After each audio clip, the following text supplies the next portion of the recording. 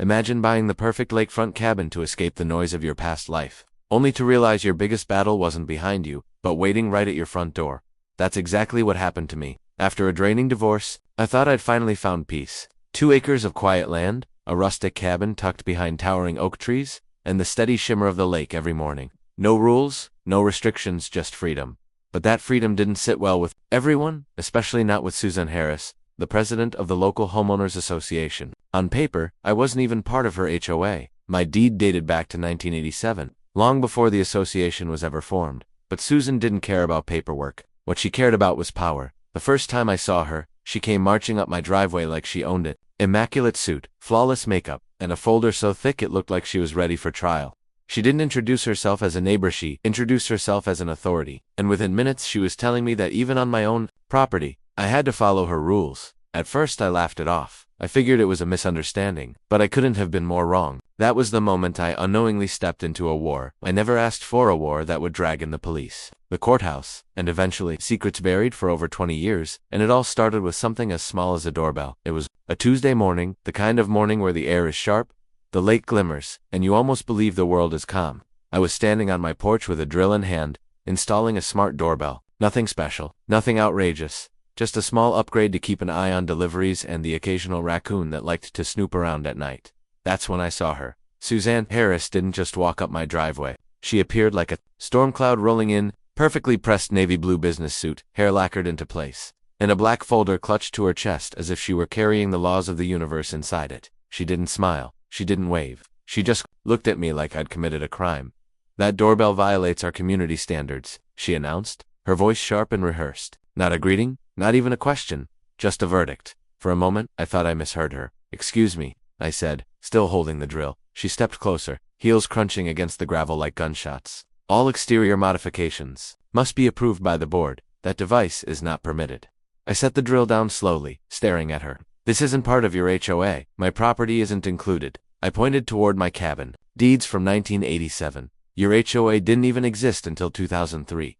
Her eyes flicked over me. Unimpressed, she didn't even bother asking for proof. She gave the deed the briefest glance before waving it off like it was scrap paper. "Everyone follows our standards," she said flatly, as though her word alone rewrote county law. I could feel my jaw tightening. "Not me," I replied. Susan wasn't used to resistance. You could see it in the way she lingered, scanning my porch like a hawk searching for prey.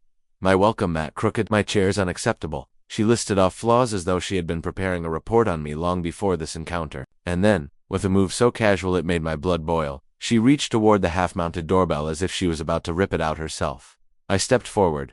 "Don't touch my property." For the first time, she paused. A thin smile curved across her lips, but it wasn't friendly. It was the kind of smile that says, "I always get my way, just wait." She lowered her hand, but her voice turned colder. "You have 48 hours to remove it," she declared, flipping open her folder like a judge delivering sentence. "Property values depend on consistency. Non-compliance affects everyone." I laughed. Once, shaking my head. Again, "I'm not in your HOA." Her eyes narrowed, locking on mine, and for just a second I thought she might scream. But instead, she leaned in, her perfume sharp and suffocating, and whispered words that would stick with me long after she walked away. "You'll regret this, Mr. Miller." And then she turned on her heel, striding back toward the road, leaving me with a half-mounted doorbell and the sinking realization that my quiet escape is about to become anything but peaceful. 3 days passed. I told myself Susan's threat was just bluster, the kind of empty power play bullies make when someone refuses to bend. The lake breeze was calm, the sunlight danced on the water, and I tried to convince myself that life was back to normal. That illusion shattered when the wail of sirens cut through the air. 2 police cruisers tore down my street, lights flashing, tires crunching against gravel as they came to a hard stop right in front of my cabin. Doors swung open, and out stepped 2 officers, Roberts and Thompson. Both looked sharp, professional, but there was confusion on their faces, like even they weren't sure why they'd been called here. I froze, hose in hand, water pooling at my feet as neighbors peeked from behind curtains and slipped onto their porches. Some wore bathrobes, others clutched coffee mugs, but every single one of them had the same expression, curiosity mixed with judgment. To them, it looked like I'd done something serious. "Mr. Miller?" Officer Roberts asked, his voice neutral. "Yeah," I said, my pulse quickening. "We got a report of a safety violation, possible unlawful surveillance." I blinked. Surveillance. That's when Susan emerged, perfectly timed as if she had rehearsed her entrance. Clutching her thick black folder, she strutted toward the officers with the air of a general briefing her soldiers. Her tone was confident, her gestures practiced, She pointed at my cabin like she was unveiling evidence in a courtroom. He's illegally recording children without consent. That device, her finger stabbed toward my doorbell, violates municipal privacy codes. This is a threat to our community's safety. Gasps and murmurs rippled through the small crowd of neighbors. The accusation was damning, designed to stir outrage. I stepped forward. That's not true. It's a doorbell camera, nothing more. Susan cut me off sharply, speaking over me as though I didn't exist.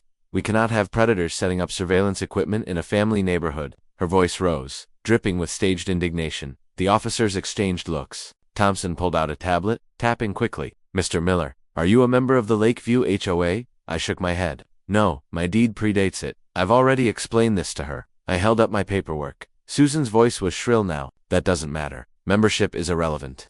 The community has standards, and he's breaking the law. But Officer Thompson read aloud from the county database. Your property is not under HOA jurisdiction, and HOA standards are not enforceable by law against non-members. For the first time, Susan Tada, her face flushed crimson. She stammered, then turned her frustration on the officers themselves, accusing them of incompetence, demanding their supervisor. Robert's expression hardened. Ma'am, misuse of 911 is a crime. Consider this your warning.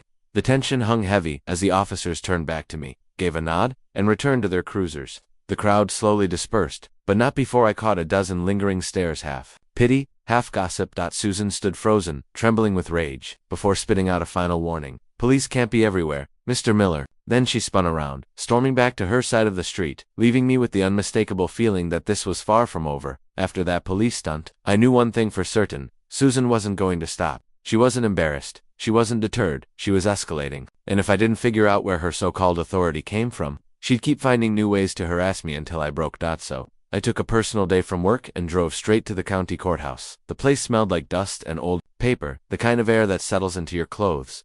I walked past walls lined with faded portraits of long-gone judges and into the records office, where a tired clerk sat with a crossword puzzle spread out in front of her. When I asked about the Lakeview Homeowners Association, she sighed like I had just ruined her afternoon. Still, she shuffled off toward the archives, muttering something about people and their HOA problems. Hours passed as I sifted through thick binders and brittle files. My eyes burned from staring at photocopied maps and legal jargon, but eventually, the pieces began to fall into place. And what I found made my stomach twist.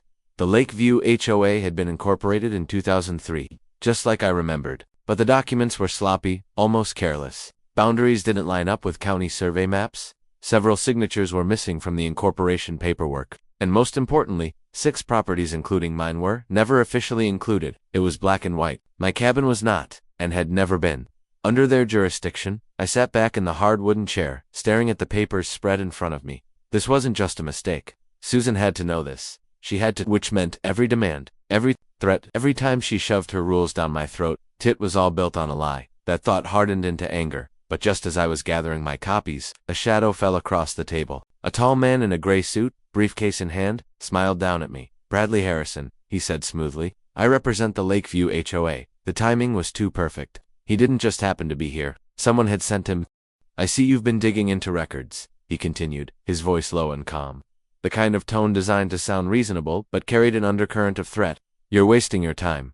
Lakeview has established leadership. Challenging, that only creates disruption. He offered to review my deed for me, his hand extended, waiting for me to hand over the documents I had just uncovered. My gut twisted. It was a trap, plain and simple. No thanks, I said, gathering my papers into a folder. His smile never wavered, but his eyes narrowed slightly. Be careful, Mr. Miller. Sometimes digging too deep uncovers things best left buried. By the time I left the courthouse, the message was clear. Susan had eyes everywhere. And if I kept pushing, I wasn't just dealing with a nosy neighbor anymore. I was up against a machine she had built to protect herself, and the machine had just noticed me. When I got back from the courthouse, I thought the storm might take a few days to hit. I was wrong. It was waiting for me. Taped to my front door in bold red letters was a violation notice. At the top, in all caps, it read, "Disrupting Community Harmony." I stared at it, almost laughing at the absurdity. Beneath that, Susan had scrawled a $200 fine, claiming my courthouse visit was interference with governance. Governance. I wasn't even under their governance. Yet here it was, another attempt to squeeze authority where none existed. But the strangest part wasn't the notice itself. It was the fact that she knew. I had driven straight to the courthouse, gone through public records quietly, and yet, within hours, Susan not only knew I'd been there, she had weaponized it. That meant one thing. She had people watching me. I looked around the street that night, lights glowing softly in windows, curtains shifting just slightly as if neighbors were peeking out. How many of them were reporting back to her? How many had been bullied, manipulated, or bribed into becoming her eyes and ears? The thought made my skin crawl. The next morning, things escalated again. I awoke to the sound of footsteps, outside, deliberate, slow. By the time I opened the door, no one was there, but another envelope lay at my feet. This one wasn't official, at all. No headers, no stamps. Just a plain sheet of paper with typed words. Stop fighting. You can't win. Walk away before it gets worse. No signature. No explanation. Just the quiet hum of the lake breeze and the hollow pit in my stomach. By lunchtime, I spotted a man in a pickup truck idling at the corner of the road. He wasn't a neighbor, not someone I recognized. Every time I glanced toward him, he turned his head away. After 20 minutes, he drove off. That was when it hit me. Susan wasn't just using HOA rules anymore. She was using intimidation. I tried to shrug it off, but the pressure was mounting. Every creak on my porch at night made me tense. Every glance from a neighbor felt like judgment. And then came the whispers. Margaret, the elderly woman down the street, confided in me that Susan had already started spreading rumors painting me as a troublemaker. Someone threatening the peace of the community. That was her tactic. If she couldn't win through fake rules, she'd crush me through reputation, isolating me until I either left or caved. I sat on my porch that evening, the violation notice crumpled in my hand, and realized something with icy clarity. Susan wasn't trying to protect property values. She wasn't trying to enforce standards. This wasn't about the doorbell anymore. This was personal. And if I didn't fight back smart, she'd make sure I regretted every second of resistance. By now, I knew I couldn't fight Susan alone. She had informants, lawyers on speed dial, and a willingness to twist reality until it bent in her favor. If I wanted to stand a chance, I needed to know what I was really up against. And that meant talking to the people who had lived under her thumb far longer than I had. The first was Margaret Foster, a woman in her 70s who had lived on the block since before the HOA even existed. Her house sat on the corner, its porch decorated with potted plants that seemed carefully arranged to give her privacy. She invited me in with a tired smile, as though she had been waiting years for someone to finally ask the questions I was asking. Back in 2002, she began, her voice steady but lined with bitterness. Susan came knocking on every door with a clipboard and a sweet smile. She said forming an HOA would protect the neighborhood's charm. What she didn't say was that she already had her own slate of rules ready to force on everyone. Margaret leaned forward. People signed because they didn't want to make waves. And those who resisted, she wore them down. Inspections, citations, gossip. Families left rather than fight. She doesn't enforce rules, she enforces fear. Her words hit me like a weight. Fear. That explained the whispers, the stares, the silence of neighbors who clearly despised her but never spoke out. And Margaret wasn't the only one. Bob Thompson, a retired electrician, told me about how Susan had fined his elderly mother so many times over the color of her shutters, the height of her hedges, that she eventually sold the house and moved into assisted living. His jaw tightened as he said it. It wasn't the money, it was the humiliation. Susan made her feel like she was trespassing on her own property. Carol Jensen, a single mother juggling 2 jobs, showed me a drawer filled with violation notices. 17 of them. 17 over something as harmless as the garden gnomes her kids loved. Every time they smiled at those gnomes, she said quietly, I thought about the letter that would come next. The picture became clearer with every story. This wasn't just about me. Susan had turned the entire neighborhood into a kingdom, with herself as queen and everyone else too exhausted or too scared to resist. Then came the most chilling moment. One evening, as I was sorting through notes on what the neighbors had told me, my phone rang. The voice on the other end was muffled, distorted like someone speaking through a handkerchief. You need to be careful, the caller said. She's planning something drastic. And then the line went dead. I sat there in silence, the weight of those words sinking in. This wasn't rumor or paranoia anymore. Something bigger was brewing, and I had just become the one person willing to stand in Susan's way. For days, I couldn't shake the anonymous warning call. She's planning something drastic. Those words played over and over in my mind, like a storm gathering just out of sight. So I did what Susan least expected. I went back to the courthouse. This time, I didn't just skim the HOA filings. I dug deeper into property deeds, land, transfers, and the original development documents. The clerks probably thought I was obsessive, flipping page after page of yellowed records. But then, buried in the dusty archive, I found it. A deed transfer. Dated 15 years earlier, it showed that the land, the clubhouse, sat on the same clubhouse Susan constantly paraded as the HOA's pride was never actually transferred to the association. It still legally belonged to the developers' trust, which had quietly dissolved without assigning ownership. In plain terms, Susan had been collecting clubhouse fees and claiming authority over a building the HOA didn't even own. I nearly dropped the folder. This wasn't just petty harassment anymore. This was fraud. Armed with copies of the documents, I drove home with adrenaline buzzing through me. For the first time, I had something tangible, something bigger than doorbells or gnomes or shutters. If I played it right, this could dismantle her entire illusion of power. But even as excitement built, so did the unease. If I had uncovered this with just a few hours of digging, Susan surely knew about it too, which meant she wasn't just bluffing, she was actively covering it up. And people who cover things up rarely play fair. That night, I couldn't sleep. I paced the living room, the deed copies spread across the table, my mind racing through possibilities. Do I bring this to the neighbors? The county? A lawyer? Every path seemed risky. Then, around midnight, my phone buzzed with a text from an unknown number. No words, just a photo. It was me standing at the courthouse that morning, files in hand. My heart froze. Someone was tracking me, watching me, and the message behind the photo was clear. We know what you're doing. I pulled the curtains closed and double-checked the locks, but the sense of being exposed didn't fade. Still, the deed was too important to bury. The next morning, I made a choice. I walked straight to Margaret's house, handed her the documents, and explained everything. Her hands trembled as she read, her eyes flashing with a mix of shock and vindication. We've been paying for that clubhouse for years, she whispered, and she never had the right.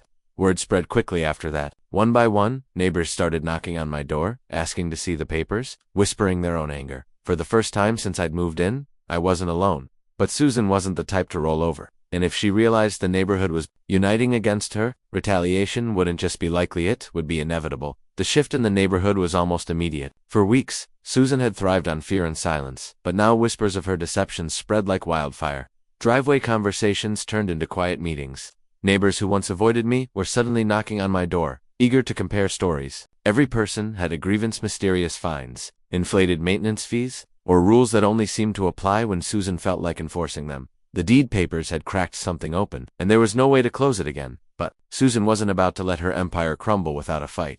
2 mornings later, I woke up to flashing blue lights outside my cabin. A sheriff's deputy stood by his cruiser while Susan, arms folded and smug as ever, waved a thick envelope of papers. She had filed a complaint, claiming I was illegally occupying HOA property and refusing to pay community dues. The deputy was polite but firm, explaining that while the case would need to go through civil court, I was on notice. Susan smirked through the entire exchange, as if she'd already won, but instead of scaring me, her move backfired. That night, nearly a dozen neighbors crowded into Margaret's living room. The deed copies spread across the table for everyone to see. The energy in the room was electric: anger, betrayal, determination. People were tired of being bullied, and now they had proof she wasn't untouchable. Enough is enough, one man said. She's been draining us for years. If she wants a fight, let's give her one.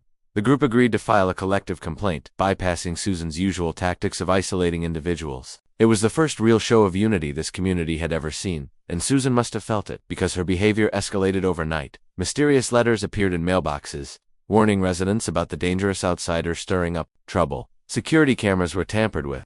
One neighbor found his car keyed with the word traitor scratched into the paint. It was intimidation, plain and simple. Then came the incident that tipped everything over the edge. Late one evening, I was on my porch when I heard shouting from down the road. By the time I got there, Susan was standing in Margaret's yard, screaming that she would shut down anyone siding against her. Her face was red, her voice raw, and her composure completely gone. Neighbors stood on their porches, watching the meltdown unfold under the glow of streetlights.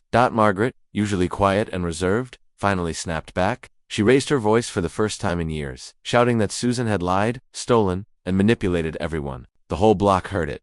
Susan froze, her mask of control slipping. For a brief moment, there was silence, a silence heavier than any scream. Then she stormed off into the night, vowing this wasn't over, but deep down, everyone knew the tide had turned. She was losing her grip, and desperation was the most dangerous weapon she had left. And what came next would prove just how far she was willing to go. The night of Susan's public meltdown was a turning point, but it wasn't the end. If anything, it was the calm before the storm. For the next week, the neighborhood felt like a powder keg waiting for a spark. People were fed up, the board was splintering, and Susan was backed into a corner. And when someone like her feels power slipping away, they don't surrender, they double down. It started with a letter, taped boldly to the clubhouse door. In thick capital letters it read, "Mandatory emergency meeting, all residents required, non-compliance will result in penalties." The arrogance was breathtaking. She still acted as though her word carried the weight of law. But this time, instead of fear, the announcement was met with quiet resolve. People were done hiding. They were ready to face her head-on. The night of the meeting, the clubhouse buzzed with tension. Every chair was filled, with neighbors standing shoulder to shoulder along the walls. For years, most of them had stayed silent to avoid becoming her next target. But now, eyes that once avoided Susan's glare were locked on her with steely focus. Susan entered like a general marching into battle, heels clicking against the tile. her ever-present folder clutched to her chest. She smiled tightly, but her eyes betrayed her. The controlled confidence was gone, replaced by something brittle, desperate. She launched into a tirade the moment she stood at the podium. Accusations flew like bullets: non-payment of dues, illegal gatherings, property violations. Her voice wavered between righteous fury and rehearsed authority. She pointed at me more than once, declaring that I was a destabilizing influence trying to destroy the community. But when she demanded silence, no one gave it. Instead, neighbors began standing one by one, sharing their stories. Bob spoke about his mother being fined into leaving her home.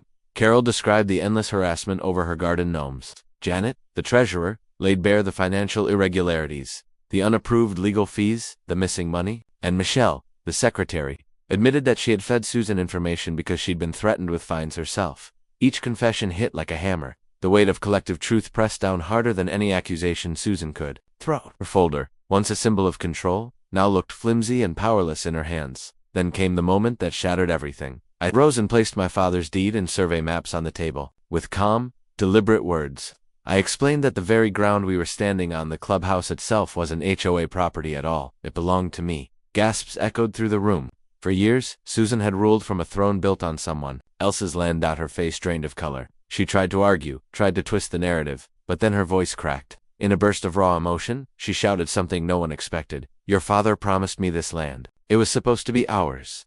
The room went silent. Every secret, every manipulation, every shred of her empire collapsed with those words. It wasn't about rules or property values. It was personal, and everyone finally saw her for what she truly was. The room was frozen in stunned silence after Susan's outburst. Her words hung heavy, twisting the air into something suffocating. For years, she had hidden behind bylaws, rules, and endless paperwork, presenting herself as the embodiment of order. But now, the mask was gone. Everyone saw the truth. Her crusade wasn't about protecting property values. It was a decades-old obsession tied to my father and land that never belonged to her. A murmur rippled through the crowd. Neighbors exchanged looks of disbelief, some even shaking their heads in disgust. Janet, the treasurer, was the first to break the silence. She stood slowly, her voice firm but steady.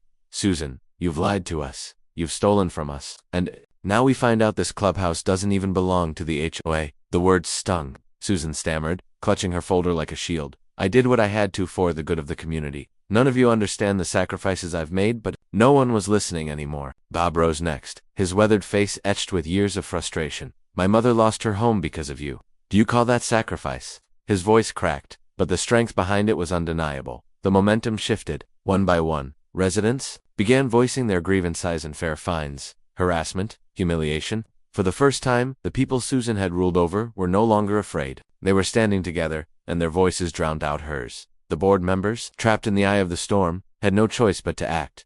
Janet turned to the others. "This can't go on. I move to remove Susan Harris as president, effective immediately." The vote was swift. Michelle, with tears in her eyes, raised her hand in favor. So did the rest. Not a single hand went up for Susan. Years of loyalty crumbled in seconds. Susan's face flushed crimson. She slammed her folder on the podium, papers scattering across the floor. "You'll regret this. You all will. Without me, this community will fall apart." But her words rang hollow. No one rushed to her defense. No one picked up the papers she had dropped. Instead, people turned their backs. A silent but powerful rejection. The HOA's attorney, who had sat quietly through most of the chaos, finally spoke. He confirmed what I had already revealed, that the land beneath the clubhouse was indeed mine. For 15 years, the HOA had operated illegally on property it didn't own. The implications were massive. Back rent, potential lawsuits, financial liability that could sink them all. Susan tried to speak again, but her voice was drowned out by the gavel Janet struck against the table. "Susan Harris is hereby removed from office, effective immediately." The declaration was final. It wasn't just the end of her presidency, it was the end of her reign of fear.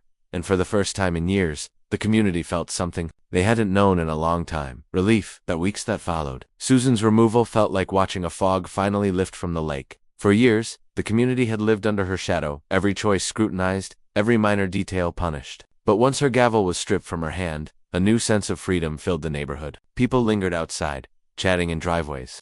Kids rode their bikes without whispers of violations. And the clubhouse, my clubhouse, buzzed with life again. Of course, Susan didn't disappear quietly. She fought, argued, and threatened lawsuits, but the weight of evidence crushed every attempt.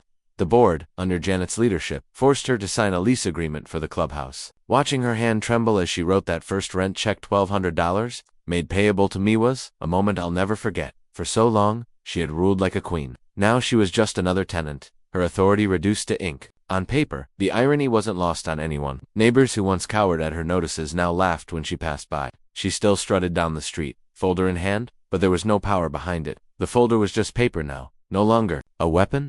Meanwhile, the community began to rebuild itself. Janet introduced open board meetings where residents could actually speak without fear of reprisal. Michelle, finally free from Susan's threats, apologized publicly and offered to help restore trust. Bob organized a neighborhood potluck, something that hadn't happened in years. And people came together not out of obligation but genuine relief. The night of the first celebration, I stood at the back of the clubhouse and watched as laughter filled the air. Children ran across the floor that Susan once guarded like a fortress. Neighbors shared stories, and for the first time, the building felt like it belonged to everyone. In truth, legally, it belonged to me, but the victory wasn't about ownership. It was about restoring the spirit of community Susan had tried so hard to strangle. Each month, Susan's rent check arrived in my mailbox, a steady reminder of how the balance of power had shifted. What once symbolized her control now marked her defeat. She was no longer the enforcer of rules, but the unwilling contributor to the very community she had tried to dominate. On quiet mornings, I returned to my dock, the doorbell still mounted proudly by my cabin door. The water shimmered in the sunrise, and for the first time since moving there, I felt at peace. My father's legacy was secure, the lies had been dismantled, and the community had reclaimed its freedom.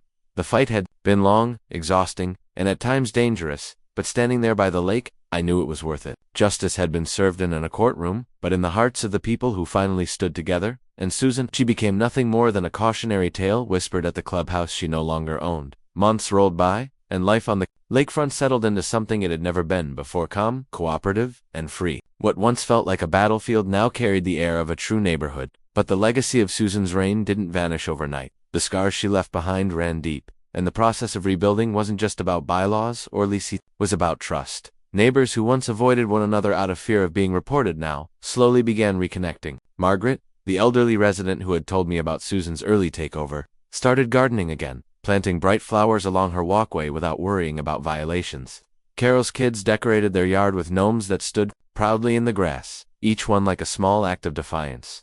And Bob, who had carried the pain of his mother's forced departure, became a voice for compassion, reminding everyone why no single person should ever hold unchecked power. The HOA board, now under Janet's steady leadership, made sweeping changes. Fines were reduced, transparency became the rule, and residents had a real voice in decisions. The clubhouse, which for so long symbolized Susan's dominance, transformed into a place of unity. Movie nights, community dinners, and open discussions replaced the endless cycle of threats and notices. As for Susan, her fall was dramatic but not unexpected. She stayed in the neighborhood, though her presence was reduced to whispers and side glances. Without her title, she was just another homeowner, still sharp-tongued, still clinging to her pride, but stripped of the power she had abused. Every month her rent check crossed my desk, a quiet reminder of how far the tide had turned. Sometimes I caught her watching me from across the street, her once piercing gaze dulled by defeat. I wondered if she regretted it all: the fines, the harassment, the false authority, or if she still believed she had been right. But in the end, it didn't matter. Her empire was gone, her secrets exposed, and the community she had controlled had finally moved beyond her shadow. On my dock, I often thought of my father. The land deed I found wasn't just a legal victory, it was a piece of his legacy, a hidden strength that surfaced when I needed it most. He hadn't lived to see how Susan's obsession with him had poisoned a neighborhood, but he had unknowingly left me the key to setting it free. In the end, this wasn't just about a doorbell, or an HOA, or even Susan. It was about what happens when one person's hunger for control collides with another's determination to stand their ground. It was about community, resilience, and the reminder that even the most intimidating walls of authority can crumble when people unite against them. The lake sparkled under the setting sun, calm and endless. For me, it was more than just a view, it was proof that peace, once hard won, could last. Looking back on everything that happened, it's almost surreal to think it all began with something as simple as a doorbell. What started as one woman's obsession with power spiraled into a full-blown rebellion that exposed corruption, rebuilt a community, and reclaimed land that had been stolen in plain sight. Susan thought she could dictate every detail of people's lives, but in the end, her empire crumbled under the weight of truth. For me, the journey was more than just about proving her wrong. It was about honoring my father's legacy, about standing firm when intimidation seemed easier to ignore, and about reminding a neighborhood that fear only works when people face it alone. Once we all stood together, her threats lost their power. That's the real lesson here. Unity is stronger than control, and even the most iron-fisted ruler can't hold on forever. When the community finds its voice, Susan's monthly rent check still lands in my mailbox, A small but constant reminder that sometimes justice doesn't arrive in one dramatic moment, it lingers. Month after month, proving that the tables have turned. She may never admit defeat, but every dollar she sends is proof enough. The community now thrives in ways I never imagined.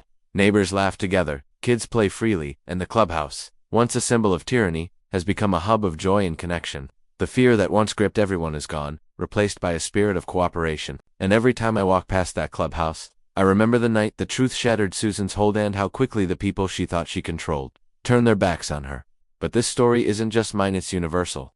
I see walk places. Even families' power struggles play out everywhere. The question is always the same: do we let fear and control rule our lives, or do we stand up, even when it feels impossible? That choice defines not only our freedom but the kind of community we want to live in. So now I'll leave it to you. What would you have done in my place? Would you have confronted Susan, knowing the risk, or kept your head down, hoping to avoid her wrath? Have you ever faced someone who abused their authority and tried to control your life? Share your thoughts in the comments. I'd love to hear your take. And if this story pulled you in, don't forget to like the video, subscribe, and hit the bell so you don't miss the next tale of power, conflict, and justice. Because in the end, stories like this aren't just about one neighborhood, they're about all of us. About the battles we face, and the victories that remind us truth, no matter how long it takes, always finds its way to the surface.